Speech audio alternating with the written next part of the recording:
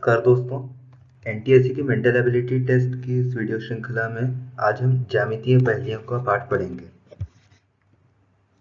सबसे पहले देखते हैं कि इस पाठ में हम क्या पढ़ेंगे। इस पाठ में हम एनटीएससी की मेंटल एबिलिटी परीक्षा में पूछे जाने वाले उन प्रश्नों के बारे में पढ़ेंगे जिनमें कि आपको एक पहेली दी होगी जिसके हल में आपका ज्यामिति का ज्ञान काम आएगा। सबसे पहले हम ज्यामिति के कुछ नियमों को पढ़ेंगे और इसके बाद हम उदाहरणों के माध्यम से प्रश्न हल करने के तरीके को सीखेंगे। चलिए तो सबसे पहले ज्यामिति के कुछ नियम देख लेते हैं। सबसे पहले हम त्रिभुज के कुछ खास प्रकार देखेंगे और उनकी क्या खासियत है वो देखेंगे। सबसे पहले देखते हैं समद्विबाहु त्रिभुज।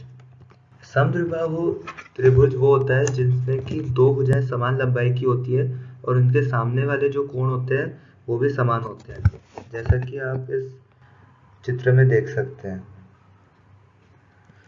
अब अगला खास प्रकार है समभुज त्रिभुज। इस त्रिभुज में तीनों भुजाएं समान होती हैं और तीनों कोण 60 डिग्री के होते हैं। अब तीसरी खास प्रजाति है समकोण समद्विबाहु त्रिभुज। अब इसमें एक कोण समकोण होता है और समकोण से लगी हुई जो दो भुजाएं होती हैं वो बराबर होती है और उन दो भुजाओं के सामने वाले जो कोण है वो 45 डिग्री के होते हैं, जैसे कि आप इस चित्र में देख सकते हैं।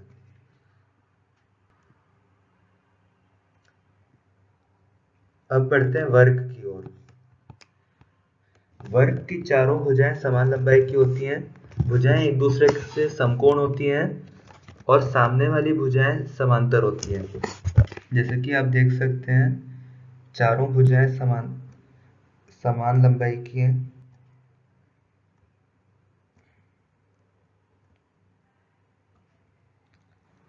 चारों कोण जो हैं वो समकोण है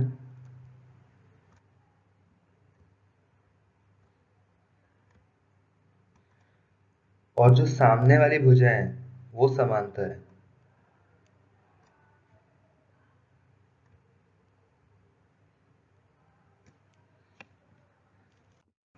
आगे आने वाली पहेलियों को हल करने के लिए आपको ज्यामिति के इतने नियम पता होना जरूरी है। वर्ग और त्रिभुज के जो खास प्रकार हैं और उनकी जो खासियतें हैं ये बस पता होना आवश्यक है। सबसे पहले एक उदाहरण देखते हैं।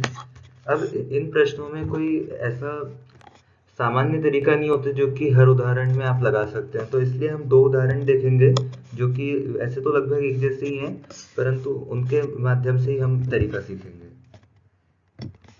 प्रश्न है कि दी गई आकृति में कितने वर्ग हैं।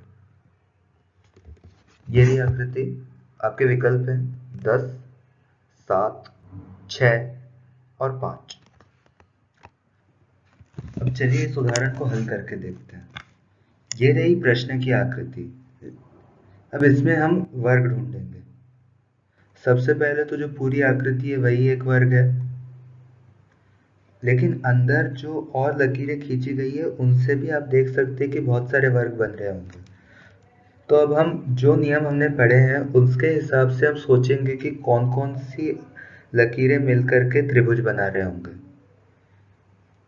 तो जो ये दो सीधी लकीरें हैं जिन्हें कि अभी मैं निशान लगा रहा हूँ, ये दो सीधी लकीरें 4 वर्गों में इस आकृति को बांट रही हैं। तो एक तो सबसे बड़ा वाला वर्ग है, अभी जो हमने 4 छोटे वर्ग देखे वो हैं।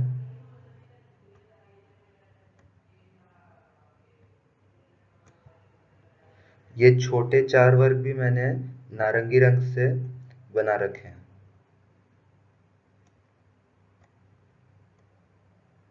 और अगर आप ध्यान से देखें तो ये जो टेढ़ी लकीरें हैं वो भी मिलकर के एक वर्ग बना रही हैं, जिन्हें कि मैंने नीले रंग से बना रखा है, तो वो भी एक वर्ग हो गया।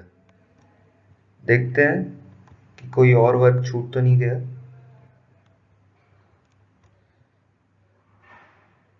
तो अगर आप गौर से इस चित्र को देखें तो कोई और वर्ग नहीं छूट गया है, केवल 6 वर्ग हैं इसमें।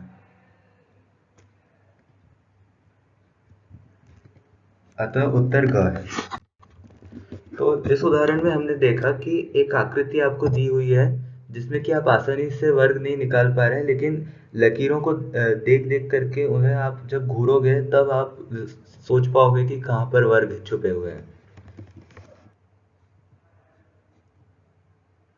ऐसा ही एक और उदाहरण देखते हैं। प्रश्न है कि दिए गए चित्र में कितने त्रिभुज हैं।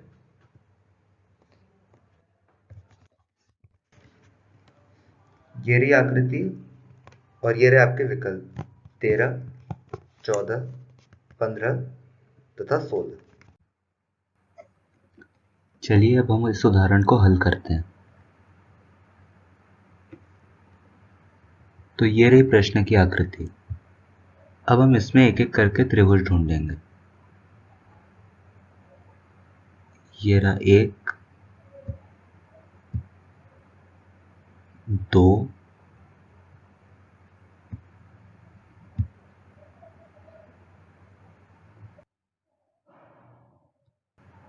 3,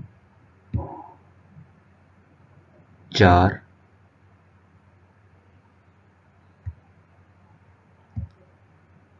भूरे रंग के दोनों 6,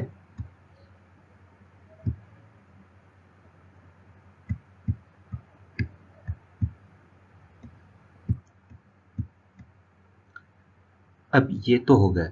अब हम देखेंगे कि दो दो त्रिभुज को मिलकर के कौन कौन से त्रिभुज बन रहे हैं। जैसे कि ये तो जो 6 थे ये तो बड़े आसानी से दिख रहे थे, क्योंकि ये सीधे सीधे एक तो अलग अलग रंग से भी बनाए थे मैंने, और दूसरी बात ये कि सीधे सीधे ये जो लकीरें हैं उनसे जो आकार बन रहे हैं वो त्रिभुज बन रहे हैं, तो इसलिए हमें बहुत आसानी से दिख रहे हैं। परंतु ऐसा भी तो हो सकता है कि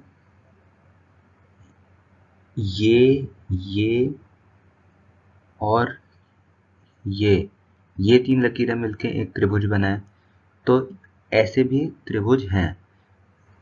तो जैसे कि एक तो हमने देख ही लिया, दूसरा ये है,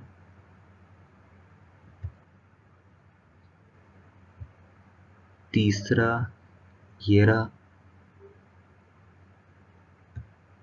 और चौथा ये रहा।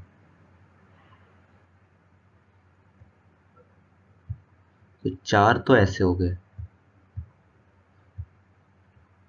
एक तो आप देख सकते हैं कि जो पूरी आकृति है वो खुद ही एक त्रिभुज है।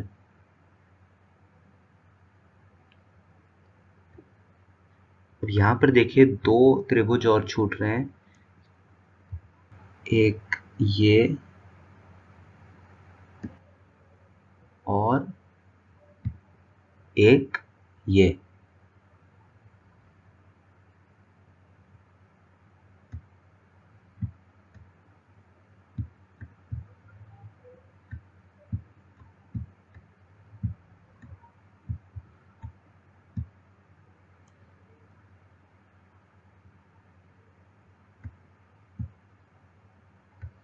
ये जो एक अभी मैंने लिखा वो पूरी आकृति की वजह से।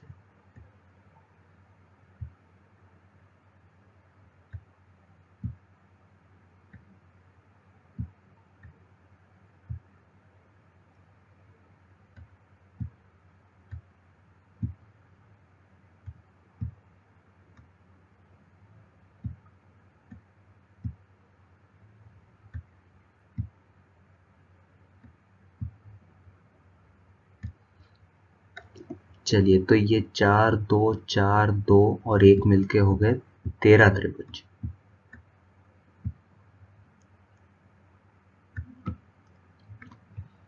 तो हमारा उत्तर है 13 त्रिभुज अर्थात क विकल्प। चलिए, तो हमने उदाहरण तो देख लिए और ज्यामिति के कुछ नियम भी देखे। अब पाठ का सार देख लेते हैं, जिसमें कि हम फटाफट से देख लेंगे कि आज हमने क्या पढ़ा। हमने सबसे पहले ज्यामिति के नियमों में देखा कि त्रिभुज के कौन से खास प्रकार हैं, और वर्ग के बारे में पढ़ा। इन दोनों ही आकारों की हमने कुछ खास विशेषताएं देखी जो कि आप ज्यामिति के पहेलियों में खोज सकते हैं। उन पहेलियों में के हमने कुछ उदाहरण देखे हैं जिसमें कि हम दी गई आकृति में कितने त्रिभुज वर्ग आदि है ये हम निकाल पाए। अब ये हम कैसे निकालते हैं, इसके लिए हम ज्यामिति के नियमों का उपयोग करते हैं और हम उन्हें उस आकृति में बिठा बिठा करके देखते हैं कि कहाँ पर वर्ग है, कहाँ पर त्रिभुज है, त्रिभुज का कोई खास प्रकार है या नहीं है।